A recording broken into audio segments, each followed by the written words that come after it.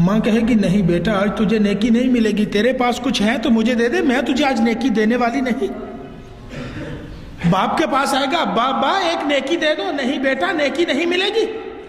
بڑے بھائی کے پاس، بھیا نیکی دے دو، نہیں بیٹا نیکی نہیں ملے گی۔ چچا کے پاس اور دیگر رشتہ داروں تعلق والوں کے پاس، وہ دنیا میں تو میرے اوپر جان چھڑکتے تھے، میرا خیال رکھتے تھے، مجھ سے بڑا پیار تھے، بڑی محبت تھی، آج ایک نیکی مانگ رہا ہوں نیکی نہیں مل رہی، میدان محشر میں پھرتا رہے گا، نیکی نہیں ملے گی۔ اللہ قرآن میں فرماتا ہے قیامت کا دن ہوگا، یوم یفر المرء من اخی و امہ و ابی و صاحبتہ و بنی، فرمایا جس دن ماں بیٹے سے بھاگے گی، بھائی بھائی سے بھاگے گا، کوئی کسی کا پرسان حال نہ ہوگا، وہ پریشان پھر رہا ہوگا میدان محشر میں، ایک آدمی اسے ملے گا۔ ارے اللہ کے بندے کس بات کی پریشانی ہے؟ او جی میری ایک نیکی کم ہے، ایک نیکی مل جائے مجھے جنت مل جائے گی۔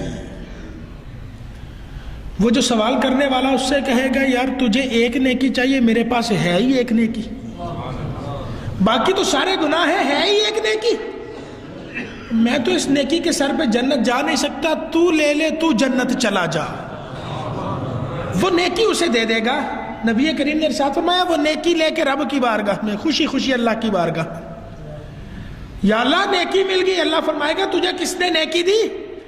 یا اللہ نہ ماں نے دی، نہ باپ نے دی، نہ بھائی نے دی، نہ چچا نے دی، کسی نے نیکی نہیں دی، ایک آدمی تھا نبی کی امت سے، اس نے نیکی دے دی۔ اللہ فرمائے گا جاؤ اس کا بازو پکڑو، دونوں جنت چلے جاؤ، تمہیں پوچھنے والا کوئی نہیں ہے۔ علماء کرام فرماتے ہیں وجہ کیا ہے؟ جس کی ایک نیکی تھی وہ رب کی بارگاہ میں قبول تھی، جس کی ایک نیکی تھی وہ رب کی بارگاہ میں قبول تھی۔ ایمان والے دعا کر تیرا کوئی ایک عمل اللہ قبول کر لے، یہ عمل صرف تجھے ہی جنت نہیں لے کے جائے گا، ہو سکتا ہے تیری آنے والی کئی نسلوں کو لے کر جنت جاتا چلا جائے۔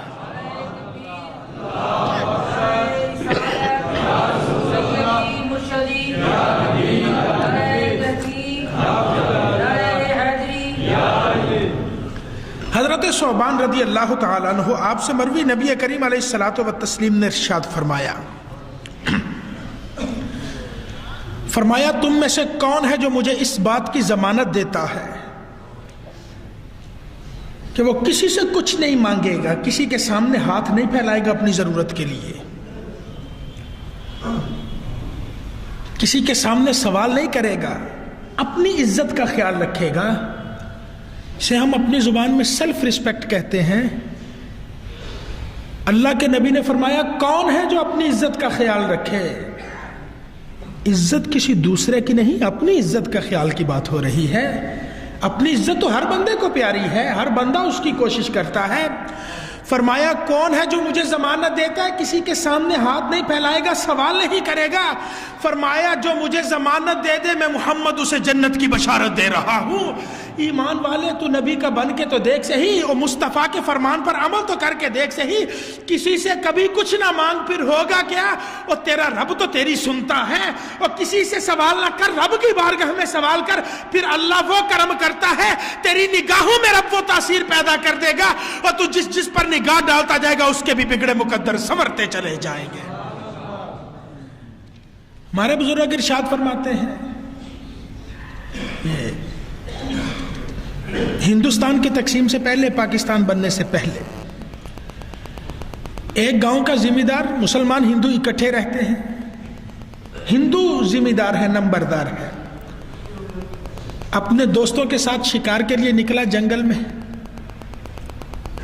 راستہ بھول گیا، بچھڑ گیا۔ جو کسی سے کچھ نہ مانگے، اللہ کے نبی نے فرمایا میں اسے جنت کی بشارت دیتا ہوں۔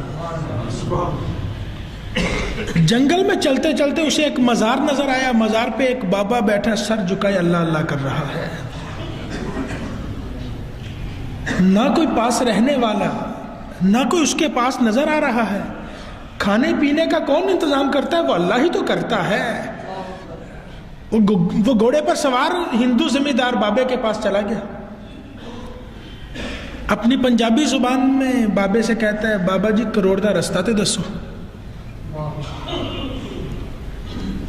اس اللہ والے نے ایک نگاہ اٹھا کے دیکھا،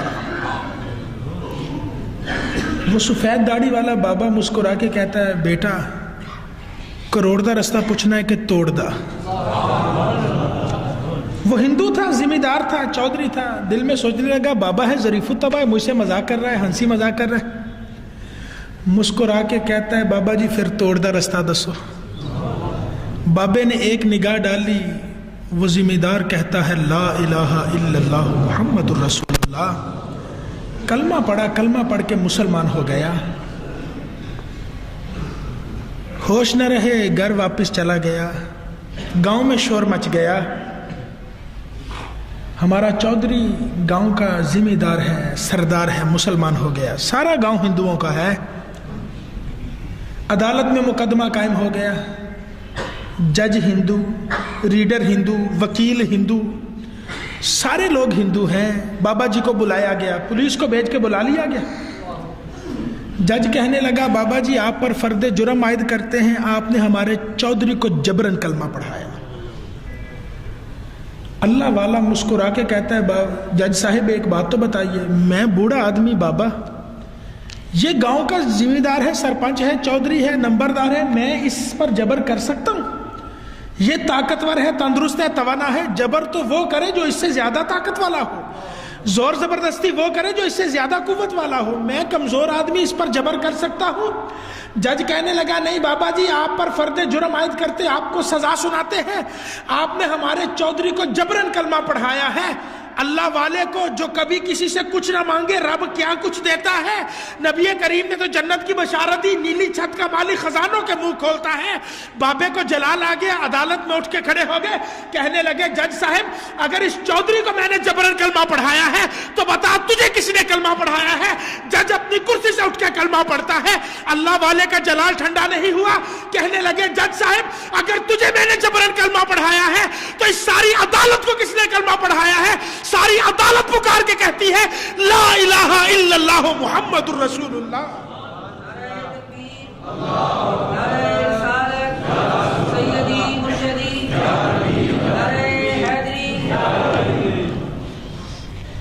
ایمان والے تو نبی کا بن کے تو دیکھ صحیح، نبی سے تعلق تو قائم کر کے دیکھ صحیح. اللہ دنیا میں تجھے چلتے پھرتے جنتی کرتا چلا جائے گا. ہم جنت کو بڑا مہنگا سمجھتے ہیں، بڑی مشقتوں سے ملتی ہے. ایمان والے تو نام مصطفیٰ ہی لے کے دیکھ صحیح، زبان پہ لفظ یا رسول اللہ کے ترانے تو سجا صحیح. اللہ تجھے دنیا میں چلتا پھرتا جنتی کرتا چلا جائے گا. حضرت ابو دردہ رضی اللہ تعالیٰ عنہ آپ سے روایت ہے، ایک آدمی بارگاہ مصطفیٰ میں حاضر ہوا، عرض کی یا رسول اللہ صلی اللہ علیہ وسلم مجھے کوئی ایسا عمل بتائیے جس کے کرنے سے میں جنت چلا جاؤں. ایسا عمل بتا دیجئے جو مجھے جنت لے جائے. اللہ کے نبی نے فرمایا لا تغضب فلک الجنہ، غصہ نہ کر اللہ تجھے جنت عطا کر دے گا. ایمان والے کتنی معمولی سی بات ہے. غصہ انسان کو آتا ہے، غصہ شیطان کی طرف سے سرکشی ہے. بندے کی عقل کے اوپر شیطان غلبہ حاصل کرتا ہے. غصے میں اس سے اوٹ پٹانگ قسم کے فیصلے شیطان انسان سے کرواتا ہے. ایمان والے تو صرف اپنے غصے پر ہی قابو پا لے، اپنے غصے کو کنٹرول کر لے، اللہ تجھے پھر بھی جنتی کرتا جا رہا ہے. غصہ کرے گا تیری دنیا کا فائدہ ہے، گھر کا فائدہ ہے. بندہ مومن کا گھر سلامت رہتا ہے. بڑے بڑے لوگ دیکھنے میں آتے ہیں ذی شعور ہے، لیکن غصے میں آ کے اپنا گھر اجاڑ دیتے ہیں. ایمان والے تو اپنا گھر ہی سلامت رکھ لے، اللہ تجھے پھر بھی جنت دینے کو تیار ہے. تو نے کبھی نبی کا غلام بن کے دیکھا ہی نہیں ہے. غلامی مصطفیٰ میں آ کے وہ ایک چھوٹا سا عمل کرتا ہے، اللہ تجھے چلتے پھرتے جنتی کر دیا کرتا ہے. حضرت امام بخاری روایت کرتے اللہ کے نبی نے ارشاد فرمایا، ایک فحشہ عورت جا رہی تھی، راستے میں کتا نظر آیا جس کی پیاس سے جان نکل رہی ہے. بدکارہ عورت ہے، نے پاؤں سے جوتا اتارا، دوپٹے سے باندھ کے کنویں میں لٹکایا.